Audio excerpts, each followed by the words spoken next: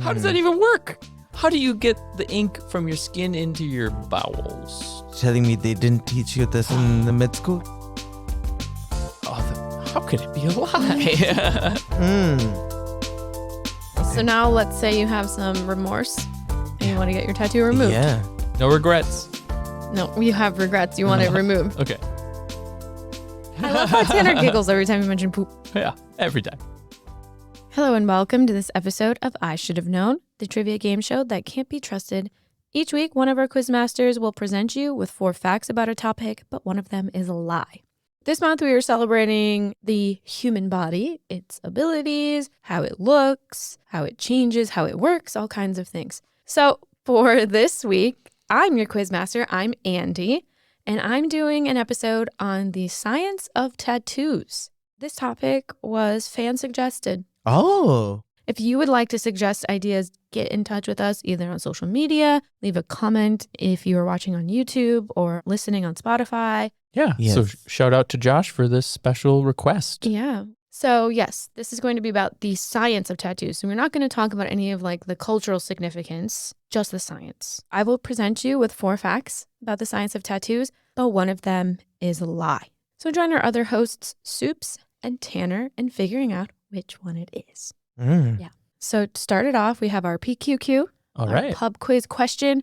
All right. Okay, so what is the medical term for the deep or true layer of skin? Now, I'll give you an extra hint. Okay. It's where the name for doctors for the skin comes from. Okay. Dermatologist. Uh-huh, Yeah. It's not dermis. Dermis. It's the dermis. Dermis. Yes, exactly. So yeah, your skin has, Dr. Tanner, I'm going to tell you this. Tell me, please. The skin has 2 main layers. Oh. The dermis is also called the true skin, and then the epidermis, which is the outer layer. So we're going to talk about both of those today. They're very relevant to how tattoos work. Okay. So we're going a little deeper today. It's deeper than skin deep. Are you ready for some facts? Yeah. Sure. Yeah. All right, just remember, one's a lie. All right. Fact number 1. Having more tattoos is highly correlated with reduced immune response. Having more tattoos, lower immune response, so you get sicker more often, potentially. Potentially, yes. It was just simply by studies measuring the number of immune cells in people's blood. So But why? it has to do with how tattoos work. So a tattoo gun or needle injects the ink into the dermis. Now, ink is a foreign invader. And when our bodies sense a foreign invader, they send immune cells to the location and get rid of it. Yeah. Right? That's how your body works. So the ink triggers that response. Your immune cells arrive and they try to grab the ink and run away with them. Yeah.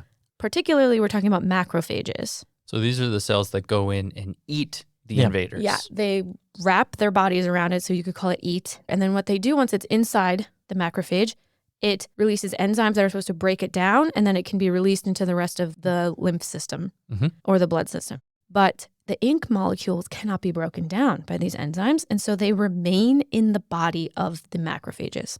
So actually, the tattoo ink is not technically stored in the dermis. It's not technically in your skin.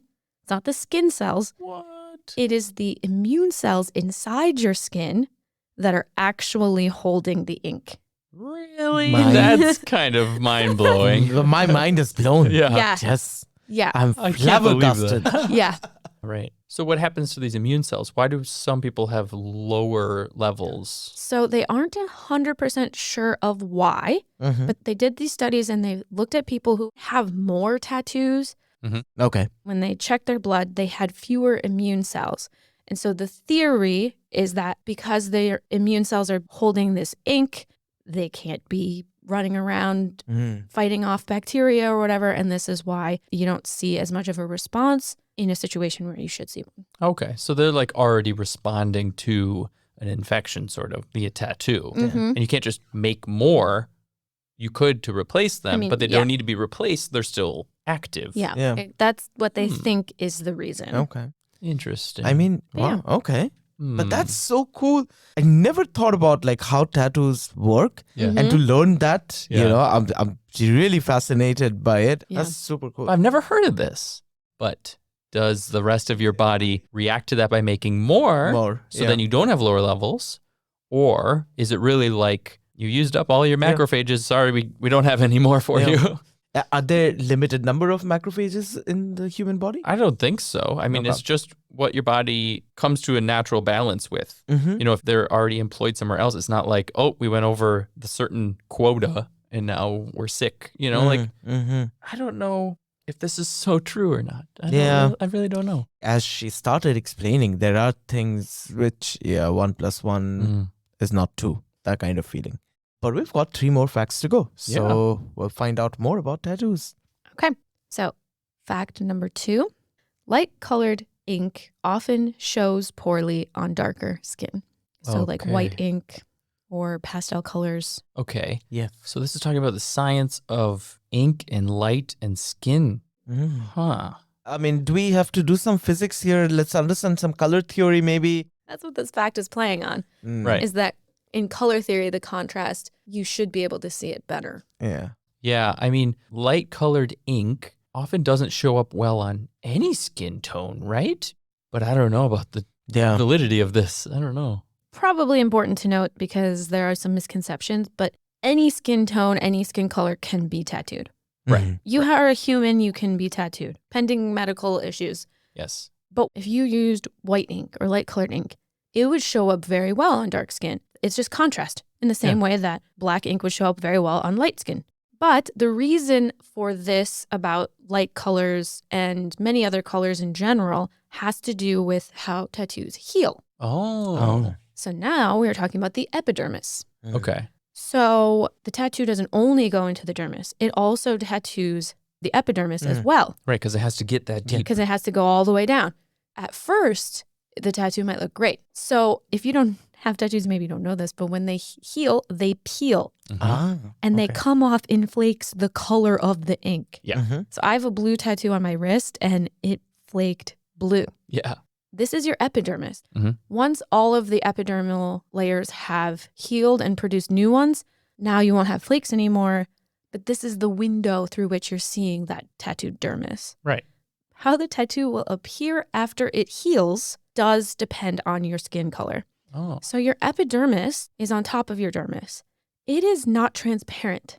Melanin, which is the pigment in your skin that causes it to be darker, you can think of it kind of like a tinted window, right? The more melanin in your skin, in your epidermis, the darker it is, the harder it is to see down into the dermis. Okay. But it is still a window. You can still kind of see what's inside. Exactly. You can still see through it, but it is a bit harder to see through the darker your skin is. So that's the mechanism behind it. And the idea behind your fact is then the more melanin in these epidermal cells in darker skinned people makes that lighter colored tattoo harder to see. Yeah. Okay. I mean, if you're talking about layers of something that light has to penetrate and then you see color, I'm thinking of like the ocean. Like it's about absorbing the colors. It's about how the wavelengths are bounced back to us, right? So it checks out to me. Checks out, so far. Yeah. I'm thinking about this and I'm like, where could this be a lie? It checks out so well, the science. I mean, first thing first, I want to check, like, is my skin transparent? Is that the reason why we see, like, these blood vessels? And so that's what it is. So the skin is not transparent, you said? Not perfectly transparent, right? It's not clear like a window. Right. It's also not fully opaque, so you can see some under your skin. Okay. I love that. Listeners, it's very funny. Both of the boys are like looking at their hands and their arms and being like, how does my skin work? Look at my skin. Yeah. Examine my tattoo. I have a very light colored tattoo on my ankle. It's orangish. Okay. Pretty hard to tell against my skin color. Yeah, you can't really see it. It's matched, Right? Okay. Close okay, yeah. Like, I feel like it doesn't look like a tattoo. It looks more like a highlighter. Yeah, like, you know, someone just draw It's a line. that color orange. It is bright orange, yeah. So this checks out to me. Yeah. So if my skin color was darker, of course these would look different, and the lighter colors would be harder to see. Yeah. Oh, how could it be a lie? So should we do fact number 3? Yeah.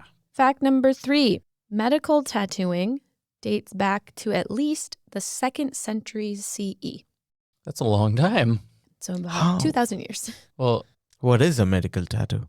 So a medical tattoo, it's not exactly a clear thing. And really anything that's not purely aesthetic. right. Okay. Sometimes it is actually therapeutic. Mm-hmm. And also you can have tattoos that help with imaging.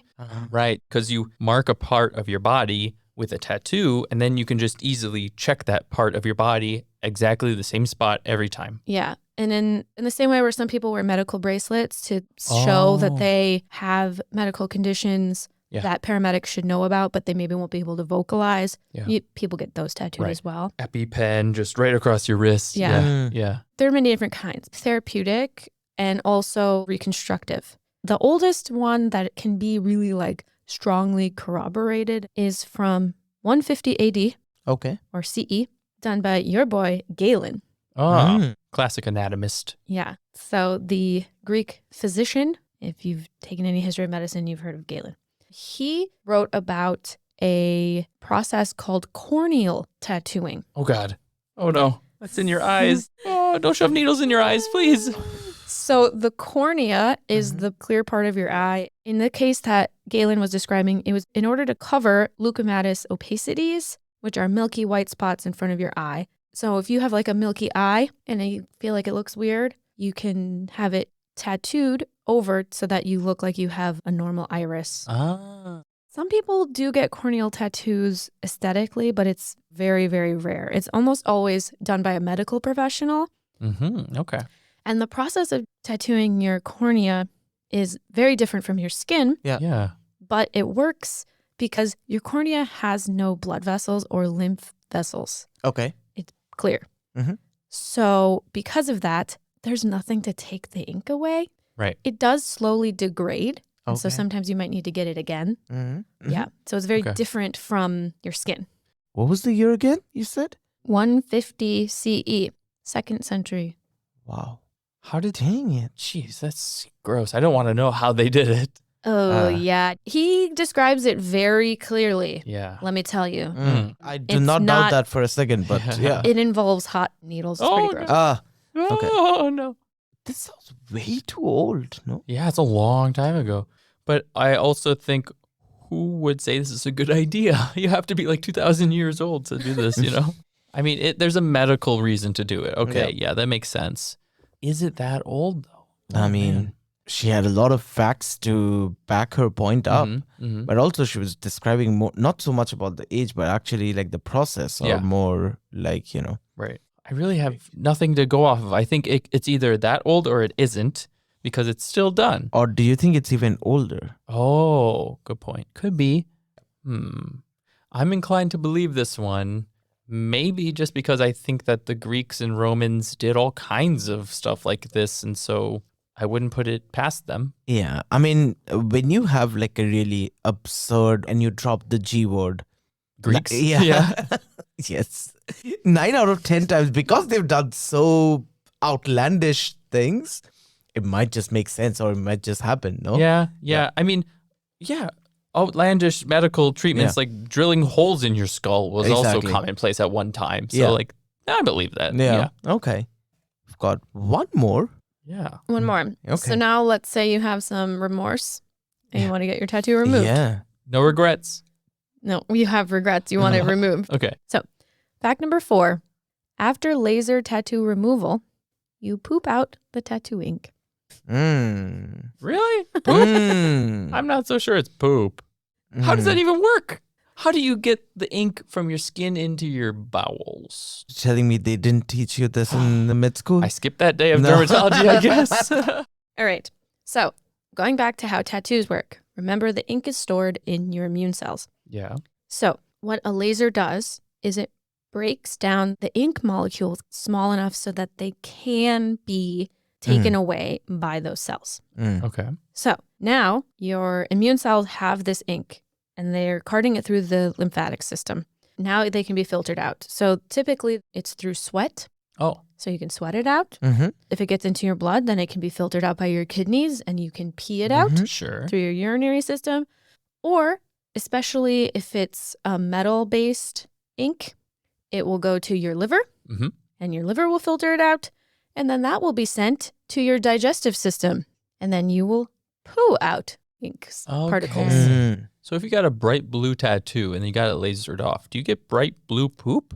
That's a very good question, Tanner. No, because the particles are so small that we can't see them. They're microscopic. Right. Okay. So you don't go looking in the toilet to see if your tattoo is in there. Okay. And you're not sweating it out like bright blue sweat either. Right. Yeah. It's been broken down small enough so that you can't see it. Okay, that makes sense with your explanation. Okay. Yeah.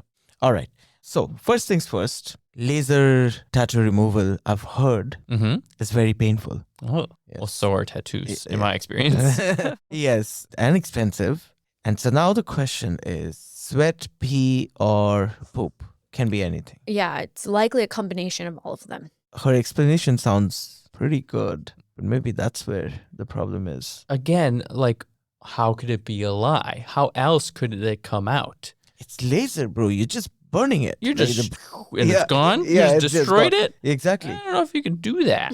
So, yeah. This ink, it has to go somewhere. I think it might come out your poop. You sure don't like cough it up. So, I mean, yeah, it's got to go out somewhere. I never thought of that, though. Yeah. Where's it go? Where does it go? Maybe it's only sweat and it doesn't go to the... Digestive system? Yes. Possible. Yes. That's a good point. I think it might be along those lines. But I'm also like, checks out. Could be true. I doubt this is like the first thing the laser guy will tell you when he goes there. Do you know what? I'm gonna remove the tattoo. When it's gonna come out of your poop? Like, I think they would lose some customers then. I don't think that's the kind of conversation they're having there. Wow, very interesting. All right, we're gonna guess which one is not a permanent tattoo. Yeah, But can you remind us the facts, please? of course.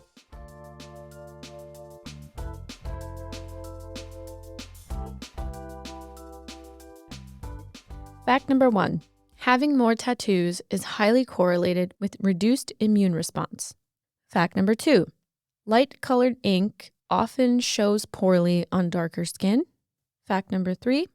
Medical tattooing dates back to at least the 2nd century CE. And fact number 4. After laser tattoo removal, you poop out the tattoo ink.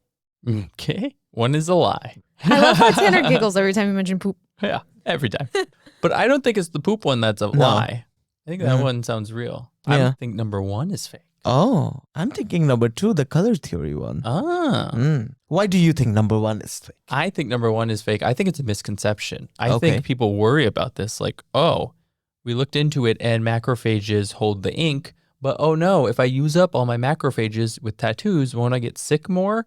And I think maybe the science works out that it's not an issue. Like it's You just not make more. related or Yeah. you make more. Okay.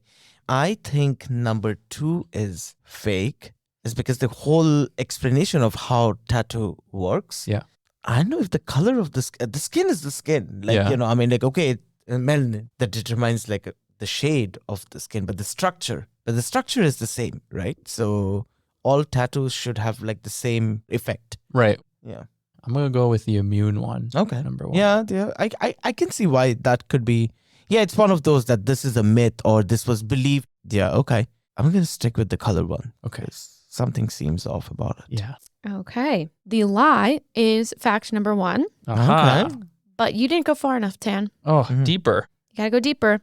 The truth is that having more tattoos is correlated with having an improved immune response. You know, that ran through my head and I was like, no way, that can't be. Yeah. So right after you get a tattoo, there's a high immune response. Yeah. Because it's Okay. the same as getting an infection or a wound. Yeah. Your cells are like, gimme, get rid of this. Okay. Yeah. Again, it's not exactly clear why, but they think it's a vaccine-like response. Oh, I see. You're basically training your immune system to be stronger. yeah. You're training it. Yeah. So over time, you build up. Yeah.